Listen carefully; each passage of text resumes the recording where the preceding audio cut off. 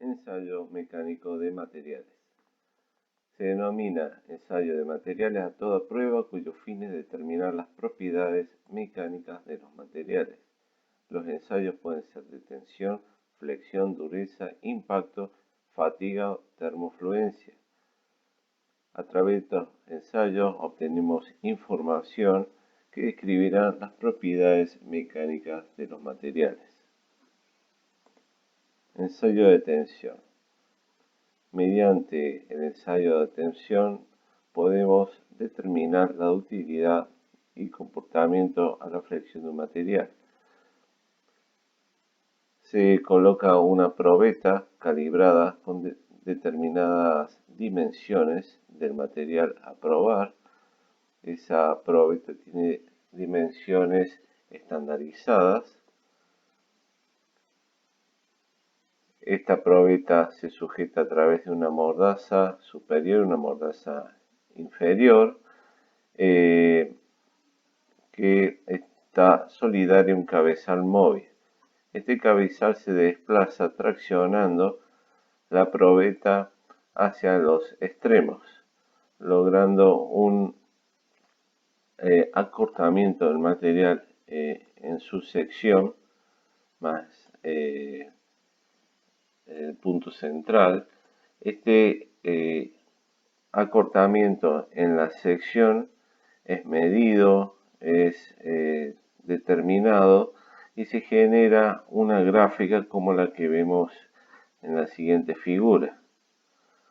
A medida que vamos aplicando un esfuerzo, se va generando una deformación. Esa deformación tiene dos etapas. Una deformación elástica hasta un punto determinado esfuerzo de cedencia. Después de este punto tenemos una deformación plástica.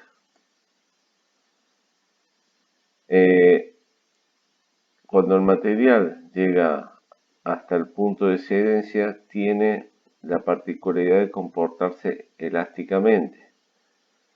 Pasando este punto de esfuerzo de cedencia, el comportamiento es plástico hasta llegar a la rotura. En la deformación plástica se producen los deslizamientos permanentes de las dislocaciones, llegando hasta el punto de la rotura. La ductilidad mide el grado de deformación que puede soportar un material sin romperse. El porcentaje de elongación representa la distancia que la probeta se alarga plásticamente antes de su fractura. Esa distancia es medida a través de marcas que podemos tener en la probeta. Midiendo esa distancia podemos determinar el porcentaje de elongación y el grado de ductilidad del material. Ensayo de flexión. En este ensayo se aplica una tensión a una probeta calibrada, se miden los valores de deformación, a la flexión. Generalmente se utiliza este tipo de ensayo para materiales frágiles. Ensayo de dureza. El ensayo de dureza mide la resistencia de la superficie de un material a la penetración por un objeto duro. Tenemos dos tipos de ensayos: ensayos Brinell y ensayos Rockwell. En el ensayo Brinell tenemos una esfera metálica o de un material duro, a la cual se le aplica presión contra el material, generando una deformación sobre el material. En el ensayo Brinell se mide el diámetro de la deformación en la impronta. En cambio, en el ensayo Rockwell se utilizan esferas y puntas de diamante más pequeños en relación con el Brinell y se mide la profundidad de la impronta. Acá podemos ver un durómetro en el cual tenemos un pequeño banco donde se coloca el material y por otro lado tenemos el indentador donde se colocan las esferas o puntas de diamante. Ensayo de impacto.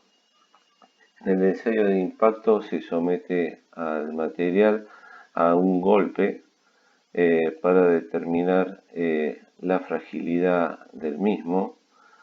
Se genera una probeta denominada Charpy con dimensiones calibradas y una muesca. Esta probeta se coloca digamos en un banco que la soporta. Por otro lado tenemos un péndulo en el cual se mide la distancia o la altura desde donde parte el péndulo, que golpeará la probeta, la romperá y en su recorrido se medirá también la distancia final, calculando las dos alturas, se medirá la altura final. Calculando las dos alturas podemos obtener una relación en cuanto a la fragilidad del material. Podemos tener otro tipo de probeta que también se utiliza para este tipo de ensayo. Ensayo de fatiga.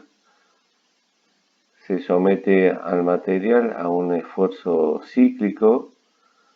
Este esfuerzo se genera a través de la rotación, flexión o vibración del material. Se coloca una probeta del material calibrada en cuanto a sus dimensiones. Se la adosa a un mandril solidario a un motor. Esta probeta está en voladizo y se le pone un contrapeso, una carga en el otro extremo. Al estar en voladizo, el material tiende a romperse en la sección inferior. Se hace girar la probeta a X cantidad de revoluciones, generando la rotura del mismo en su sección inferior. Termofluencia. Si se aplica un esfuerzo a un material que está a una temperatura elevada, este puede estirarse y finalmente fallar, aun cuando el esfuerzo aplicado sea menor que el esfuerzo de excedencia a dicha temperatura. Este fenómeno sucede porque los átomos en las dislocaciones tienden a comportarse de manera distinta porque aplicamos elevada temperatura y el átomo al borde de alguna dislocación tiende a moverse hacia otro lugar o a acoplarse en la dislocación. Es decir, se puede llegar a producir un desplazamiento de la dislocación por alejamiento del átomo o se incrementa, digamos, la dislocación por incorporación de átomos y generando algún tipo de vacancia.